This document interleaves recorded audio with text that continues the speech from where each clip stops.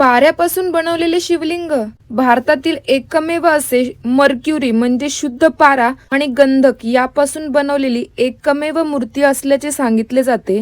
आणि हेच पारदेश्वर शिव मंदिर छत्रपती संभाजीनगर मध्ये पळशी रोडवर कानापूर शिवार येथे आहे। 111 किलो वजनाचे पाऱ्यापासून बनवलेले शिवलिंग व 151 किलो वजनाची वेदी आहे, ज्यामुळे ते विशेष ओळखले जाते। याला जेवढे धार्मिक महत्व आहे तेवढेच ते सायंटिफिकली सुद्धा एनर्जी त्यात आहे। असे मंदिर आपल्याला खूप कमी ठिकाणी बघायला मिळतात। मंदिरात आल्यावर तुम्हाला तसाच अनुभव येतो। मंदिर परिसरात अनेक देवतांची मंदिरे आहेत। शिव मंदिराच्या डाव्या बाजूला ब्रह्मसिद्धी यक्षिणी देवी मंदिर आहे, तसेच पुढे नवग्रहाचे मंदिर आणि सरस्वती देवी मंदिर आहे।